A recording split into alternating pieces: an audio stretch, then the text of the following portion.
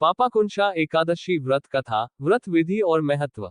आश्विन मास के शुक्ल पक्ष की एकादशी को पापांकुशा एकादशी कहा जाता है। इस एकादशी पर मनवांछित फल पाने के लिए भगवान विष्णु की पूजा की जाती है। धर्म शास्त्रों के अनुसार जो फल कठिन तपस्या से मिलता है वही फल इस एकादशी के दिन शेषनाग पर शयन करने वाले श्री विष्णु की पूजा करने से ही मिल जाता है और व्यक्ति को यमलोक का दुख नहीं भोगना पड़ता है।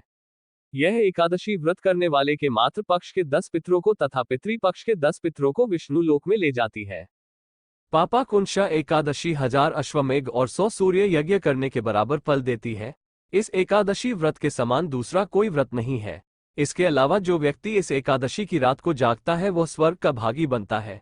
इस एकादशी पर दान करने से शुभ फल की प्राप्ति होती है। श्रद्धालु भक्तों के लिए एकादशी का व्रत भगवान की भक्ति के मार्ग पर आगे बढ़ने का एक माध्यम बन जाता है। पापाकुंशा एकादशी व्रत विधि। इस व्रत को दशमी तिथि के दिन से ही करना चाहिए। दशमी तिथि के दिन 7 अनाज यानी गेहूं, उड़द, मूंग, चना, जौ, चावल और मसूर नहीं खाना चाहिए, क्योंकि एकादशी के दिन इन 7 अनाजों की पूजा की जाती है।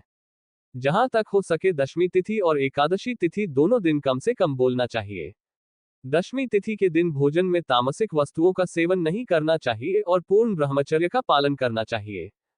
एकादशी तिथि के दिन सुबह उठकर स्नान आदि करने के बाद व्रत का संकल्प लेना चाहिए। संकल्प अपनी शक्ति के अनुसार लेना चाहिए, यानी एक समय फल खाएंगे या एक समय निराहार रहेंगे। संकल्प लेने के बाद घट स्थापना की जाती है और उस पर श्री विष्णु जी की मूर्ति स्थापित की जाती है। इसके साथ ही भगवान विष्णु को याद किया जाता है और उनकी कथा सुनी जाती है। इस व्रत को करने वाले व्यक्ति को विष्णु जी के सहस्त्रनाम का पाठ करना चाहिए।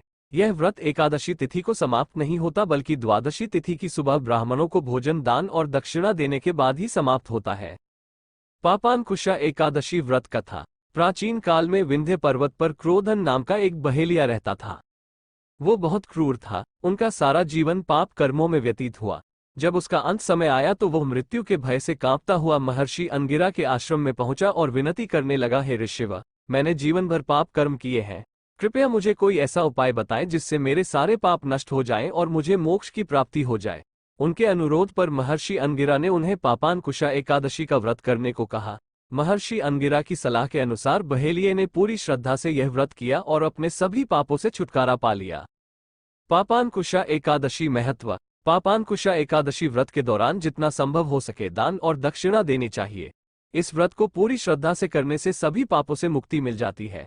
शास्त्रों में एकादशी के दिन का पूरा महत्व बताया गया है। इस दिन व्रत करने से पुण्य फल की प्राप्ति होती है। जो लोग पूरा उपवास नहीं कर सकते उनके लिए दोपहर या शाम को एक बार भोजन करके एकादशी व्रत करने का सुझाव दिया गया है। एकादशी प्राणियों के परम लक्ष्य ईश्वर भक्ति की प्राप्ति में सहायक है। पूरी श्रद्धा से भगवान की सेवा करने के लिए ये दिन बहुत शुभ फलदायी माना जाता है। इस दिन यदि कोई व्यक्ति इच्छाओं से मुक्त होकर सच्चे मन से भगवान की भक्ति करता है तो उस पर भगवान की कृपा अवश्य होती है।